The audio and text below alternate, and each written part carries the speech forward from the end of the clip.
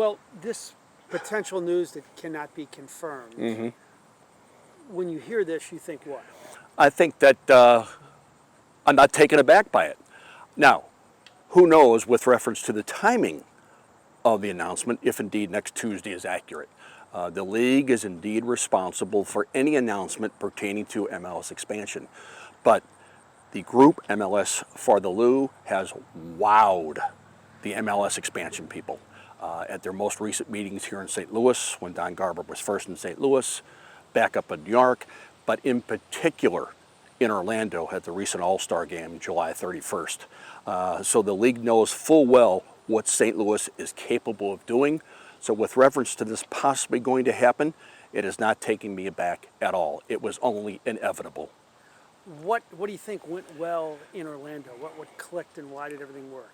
A local ownership group, majority of which is led by women from the Taylor Group, Carolyn Kendall Betts being pretty much the face of it, along with Jim Cavanaugh, Andy Taylor as well, other women from the Taylor family, but a solid ownership group, all privately financed, a plan for a $250 million stadium, solid ownership group with reference to getting players committed to the St. Louis area, building the sport within the inner communities, corporate support from other sponsors other than Worldwide Technology and Enterprise, which the league had always been looking for. So A-pluses all the way around for this group, MLS for the Lou, with what they've been doing in the past months since the announcement last year when these two families were coming together. So timing-wise, what happens next?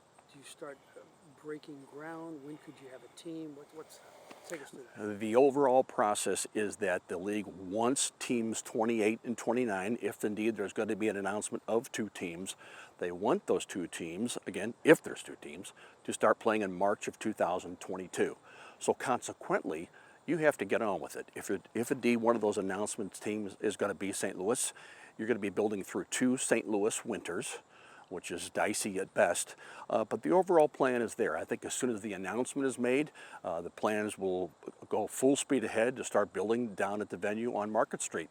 There's an $8 billion area of expansion in that same general area where the stadium is going. The Ferris wheel is already up. You can see it from Highway 40. The aquarium is going to open in December. The area at Forest Park Boulevard, close to St. Louis University. So you have the Gateway Arch, the stadium, Forest Park. Is there any doubt in your mind it will be a success? Because you are talking about a 22 to 24,000 seat stadium. I mean, do you think it'll be packed? I think for sure it will be packed. This is a sport for an absolute changing America. They are digitally very savvy. They are accustomed to going to games as these games are becoming big events. They watch the sport on television on a regular basis around the world, and in MLS they see players of young age coming to St. Louis and the rest of the world coming to play in MLS because it's become a league of choice. So consequently, I think this is going to work. Now, with reference to the future team, I think it's ideal, and I think it's almost paramount that you have a combination of key foreign players as your DPs, your designated players. That's a concept that was started when David Beckham first came to MLS in 2005 with the Los Angeles Galaxy. So the combination of top foreign talent, preferably Bosnian, to cater to the Bosnian community here in St. Louis. Edin Dzeko, Miralem Pjanic, Vedad Ibisevic, who played at St. Louis University. He'd be the oldest of the three, but nonetheless, Zlatan Ibrahimovic came to play with the Galaxy this year, and he was 37 years of age. So consequently, I think it will positively work. In St. Louis, we like to see our own heavily involved. Mm-hmm.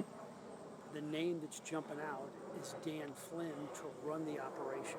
If it's Dan Flynn, why would that be a good fit? That would be the logical fit, simply because he has years of experience through Anheuser-Busch, working for Denny Long, but then most in particular, working for U.S. Soccer as the Secretary General. I say he ran because he's going to be retiring in 30 to 60 days from that particular position. He ran the day-to-day operations of soccer in the United States for that time period. So he has a feel for every aspect of running a professional organization. He ran the various teams, the national team, the full men's national team, the full women's national team, playing literally all over the world, all the national youth teams. He interacted with the sponsors on a regular basis, shirt sponsors, stadium sponsors, things of that nature, getting the United States to play various international friendlies around the country, getting them ready to play for the CONCACAF World Cup qualifiers. So he is infinitely aware of how the sport works in the United States, and furthermore has made it front page news. So he could be a president. They also have to hire a GM, correct? You have to hire a general manager And to, would, yes. would a guy like Taylor Twellman make sense? Frank, I really don't know, and I'm not trying to be evasive with this, but Taylor certainly has enough feel for the sport as a current broadcaster for ESPN. Who knows if he wants to give up that position? But having played with the New England Revolution, having been overseas for a while with 1860 Munich, he has a distinct feel as he watches this league on a regular basis, how it is working around the country, so that the American player is being introduced playing with top foreign international players. So Taylor has a good feel for the sport of where it stands in the United States right now.